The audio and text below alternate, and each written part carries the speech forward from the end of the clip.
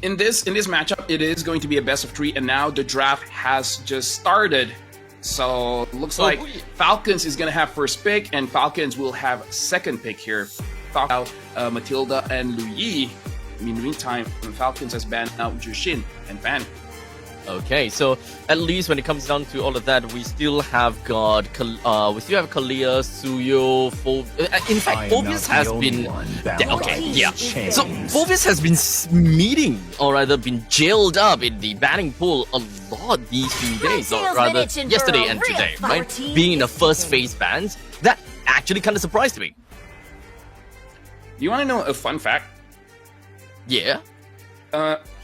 Phobius in Vietnam is a type of noodle. Like I know pho. Get it? But it's the full name of pho. God damn it. Okay. Yeah. But we gotta have to more than one shows me to vanquish the shadows that plague. We have been calling Phobius the whole time. Maybe we call it Furvius from now on. Phobius. Now, Team Falcons, the one that speaks Tagalog, they just got Suyo. The Joy is still open in case Falcons Mena, they want to pick it up. Let's see here. Harif is still open, a priority. I kind of feel like you don't want to give that over to Super Marco, but Super Marco kind of does well with anything. If Moskov is open, that might even be a priority for Super Marco. There's still so many things that's open on the board, right? Unfortunately, Juicin is out. We have been seeing the resurgence of Sicilian nowadays, especially when it comes down to B2, B3 pick. That could possibly happen. Experience the without the Kalia, Cho has been picked up by Falcons, and even the Harif as well.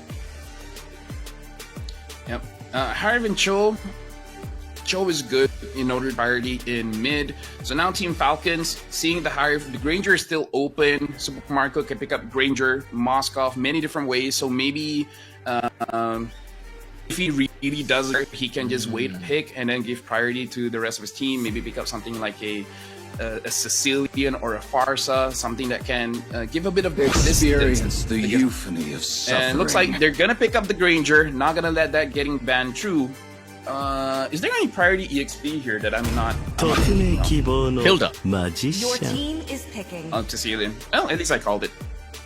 Yeah. So Sicilian has always been coming out in B1, B2, B3 pick. I have been honestly a little bit surprising for me as well, considering the fact that they quite literally picked out both the Granger as well as the Sicilian both at the same time. That is 3 of their damage dealers, the main win cons and main heroes that they want to play around with. They are just snapping that out almost immediately. So right now for our Team Falcons Mena, I feel like there is range, because Suyo, Sicilian, and the Granger, they all can poke from afar. So either have some kind of range, or you gotta dive in. It looks like they want to dive in. So Falcons Mena, they're fighting, like trying to fight the opposite way of Falcons, where Falcons is trying to kite, Falcons is trying to dive. You get it? Yeah. So mobility is important for Falcons, and so is maybe I need to be more specific on this one. But Falcons Mena, they want to have quite a bit of mobility, and they also do want to have some little bit of area control, right? Especially since they do have the Zaman Force to play around with. They want to keep the Falcons PH within of the Zaman Force and within of a team fight a little bit longer, so that they do not just kind of casually retreat out of the area of where the Zaman Force has been placed down. Your team is banning. Fight for the Tigreal, very ultimate good ban. is Pretty banning. bad matchup for the Nolan if Nolan dives in, and then there's a Tigreal. But just for the audience at home, in case people are wondering where Team Falcons Mena is coming from, for those of you that don't know what Mena stands for, it means Middle East, North Africa, if I'm not mistaken. Is it North Africa or North America? No. My mission. Yeah, I think so. Yeah, lives. you know what? Banning. MENA. Yeah. North Africa. Yeah, you're right. Absolutely right. For some reason, I just thought about something else. But regardless, that is going to be Hylos as well as Tigreal that's taken out by Falcons Mena. So at this point in time, we still have Jawhead that is currently available. As much as I kind of think that Jawhead will fit the bill for Falcons Mena because of the mobility from an unstoppable force, but a part of me still feels that perhaps they will want something more on area control instead of single pickoff. Since they do have the Cho already, they can't really just kind of go both ways. EXP lane wise, what else do we have? High loss taken away. Badang is pretty okay actually. Yeah, honestly, Badang is going to be good for either side, either MENA or Falcons from the Philippines. I feel like Falcons from the Philippines is going to be very difficult. Forge of creation, specifying every single I am time. the bastion of It order. looks like Gato Kacha gets picked up by Falcons MENA. I feel like for Falcons PH, if they want to play it safe, just have a very good front line so that you give space for the Ranger as well as the Sicilian. But you call it, they pick up the Jawhead, so they just want a lot of early tempo here. Yeah, not to mention I feel the like pickoff. if possible they want the glue, but because Falcons MENA has not picked mid, they can't pick up the glue here. That is true. Maybe a Lucas? Maybe a Luke, no, but the Lucas, the Valentina will be available for Falcons MENA to pick too. Oh no, they can't because they already have Cho and I mean, yeah. Oh, they still want to pick up the glue. There's still Vexana. So they should be a there's still Vexana Vexana. then. Vexana or a Faramis. I mean, we've been seeing a resurgence of Faramis nowadays as well. So Faramis or Vexana in the middle lane sounds good, unless this is like an all-out bait from Falcons PH to be like, yeah, you know what? We're not afraid of either of these two heroes. Pick it up. Honestly, Vexana is good because it's good against the Jawhead as well. Whenever the Jawhead tries to engage, as long as there's no Fair. flicker or unstoppable force, you can stop with your claw. You know, just use your first skill and then stop the engage. Yeah, there is a lingering hitbox from the Terrify as well. So, and Internal Guard also keeps control within of the Zaman Force as well. So actually, you know what? I'm with you on that one. Vexana sounds really good. Yep, and with that, they pick up the Vexana. Pretty good again up coming in from Team Falcons. And honestly, looking at draft, both teams look pretty good. Where Falcons, they have an idea of diving. The only one that doesn't dive is the Vexana. But the Vexana does create a lot of utility where she can just use the Eternal Guard as an additional shield for the front line. And of course, the crowd control. So I would say both teams drafted pretty well. It's all about execution at this point. Yeah, honestly, I think that both teams reacted perfectly and really good retaliations from both ends. In fact, the Eternal Guard can always be used as a defense tool to ensure that the Harith will constantly be able to be safe and sound within of his Zaman Force, or if she wants to extend the crowd control on anyone that got caught by the avatar of the Guardian, that is also a very good variation to how they want to play around. In fact, this is a very adaptable comp as to how Vexana will want to play into the opponent's hands. And now we're jumping straight into the game where we see Boro using the Cho, trying to slow down the speed of Ogwen and Kalkizi, but careful not to take too much damage from Ogwen, because at this point, Boro's providing vision, not really to slow down anything, but hey, Falcons, man, it looks like they're playing the lanes quite well. Quite well. Well, in the meantime, middle lane, a flicker coming from side of Sensei almost immediately. Boro did the same thing as well. Sensei almost taken down. But unfortunately, it doesn't seem like it is a retribution that can burn just yet. So, unfortunately, Vexana walks away scot-free. But that is her first blood in the hands of Kalkizi. But that's not all. Leave Me joins himself right in the middle, and Ogun flicks away just before anything goes bad.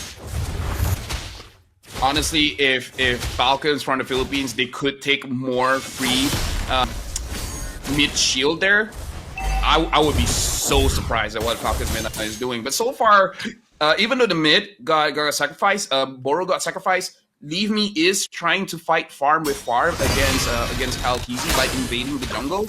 I'm not so sure whether he got it or not. Looking at the emblems now, I feel like everything looks good. But Jawhead? Oh, good.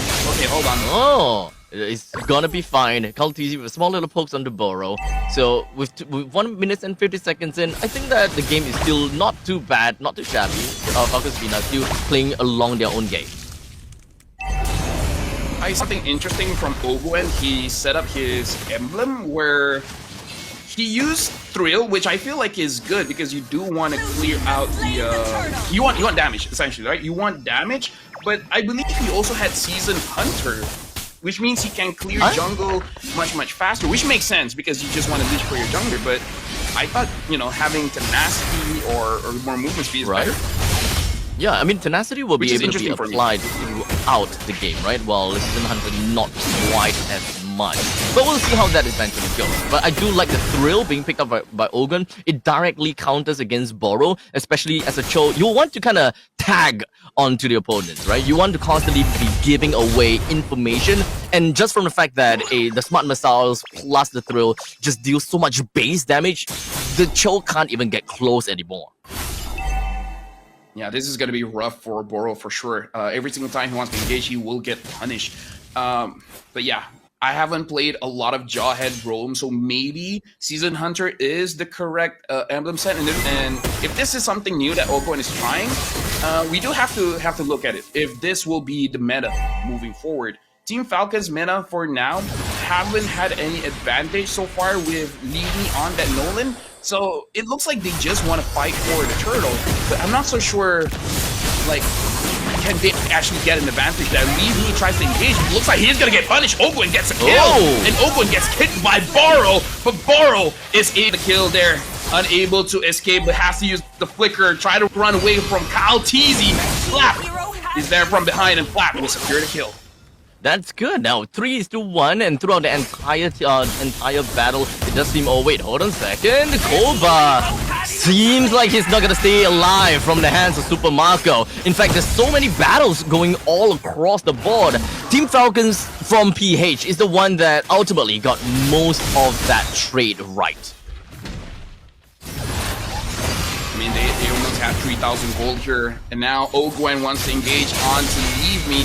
They really want to make sure that they're choking out from the farm. And now Team Falcons with 3,000 gold lead, they should be able to secure this turtle very safely. And Team Falcons meta at this point, the way that they're moving, it's not like they're trying to win. They're just trying not to lose. For Team Falcons PH, it feels as though they are constantly just trying to get themselves a little bit of a pacing advantage, right? Pacing priority. They probably understand that the Nolan really will be a problem in the early stages of the game, given the fact that he's got great mobility and is constantly being able to be on par, if not faster than Suyo, in most of these ganking scenarios. As such, that is probably the reason why Ogun have decided to go for Seasoned Hunter, just so that he will be able to help the Kaltizi go faster. Looks like Ogun tried to catch Koba, unable to do so. So Team Falcons, they had the intention to start a fight. It looks like Team Falcons Mena is able to kite away, so nothing is really happening as of right now, but Kyle Teasy is able to get the turret, and looks like they're gonna try a 1v1 down bottom. You're just gonna be slow but steady kind of race from the side of Falcon PH. At least it is gonna be a pretty decent push all the way in. In fact, that is gonna be yet another lane of creeps that are just gonna be knocking down to the bottom. Should be able to take a half of the HP down, but in the meantime, Avatar the Guardian just gonna be connecting down right down, and there's an insane amount of crowd control going on over to the side of Team Falcons PH. Flapteezy unfortunately will not be able to stay alive, but Boro hoping that he will be able to kind of sidestep all of these bad impacts, but he still went down. It is a 2-for-2 trade. Yeah, we can see a little bit on the damage that Sensei can provide when Flapteezy is using the split. So that is something that we have to keep in the back of our heads. Team Falcons from the Philippines still holding the map very strong. Not really giving a lot of advantages to Team Falcons Mena, but we can definitely see Team Falcons Mena, they will try to find any kind of advantage that they can, because so far, only Few and Super Marco hasn't died yet. Everyone else has their own fair share of deaths. Now, they initiate onto Orange Bot. Crazy stuff. I mean, you can definitely see the Few as well as an Ogun. These two paired combination, the throw, the force ejector plus the sanguine claws is just absolutely perfect, allowing them to get a very quick kill onto Orange Bob before he even be able to remotely do anything when it comes down to the Avatar Guardian.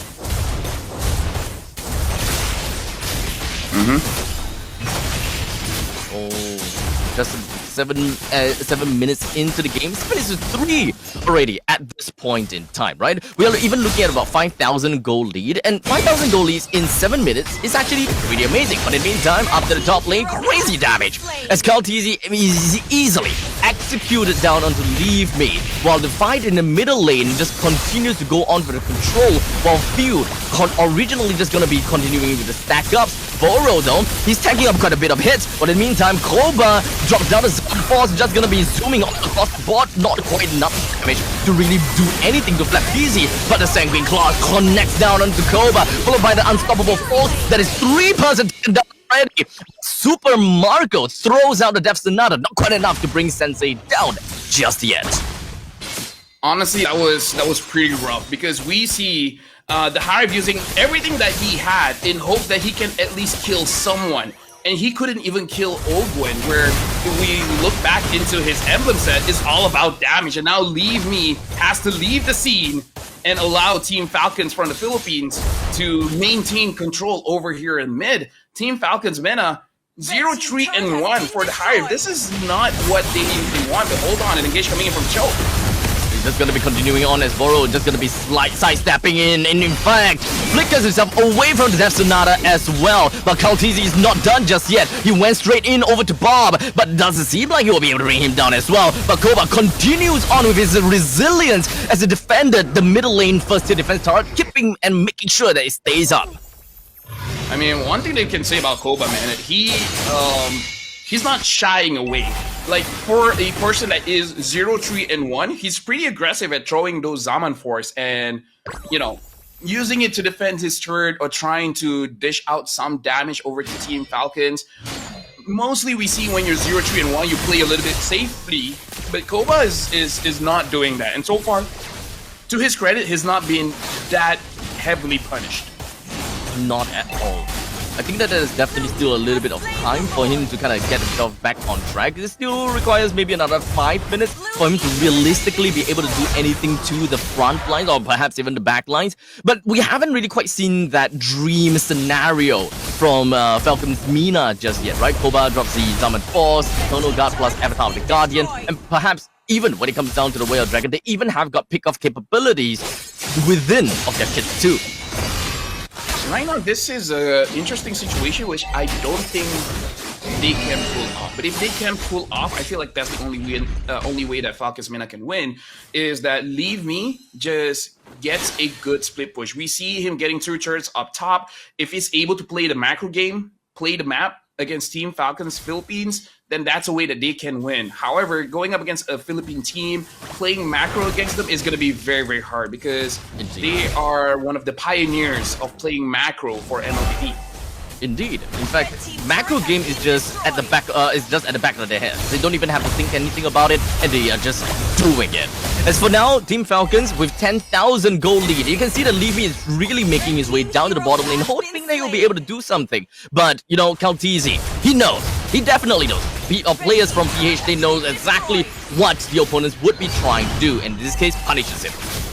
I mean, to be fair, this is what Kyle did on the Nolan many of the times when he had it previous patches ago. And now Team Falcons Mena, below, like, the difference is 10,000 at this point. This is going to be very difficult for them to really protect their own base. It's only about 11 minutes of the game, and Team Falcons already have 11,000 gold. That's 1,000 gold per minute, and that's brutal. That 11 minutes in and 11,000 gold per minute, or rather advantage, is definitely tough. But for now, Koba and Ogren picks a trade 1-for-1, but definitely with Falcons Mena no longer having a Harif, it's gonna be so much tougher for them to play around with no reasonable amount of damage coming in from the back lines. They did lose the inhibitor turret in the top lane though, and might very potentially lose the one in the middle too. As the fight extends, Baptiste is gonna be taking a couple of shots from the side of Orange Bob, but not quite enough to go down just yet. But in the sidelines, we do have Kaltizi just gonna be sliding right in and constantly just pummeling onto the side of Falcons Mena, leaving Koba the only one remaining. He drops his Zaman Force in hopes that he'll be able to do something, but let's be honest here, he gotta do something or he's just gonna go back to the fountain and do absolutely nothing. I mean, here's the thing, man. Here's the thing. They had the right idea. They just didn't have the goal.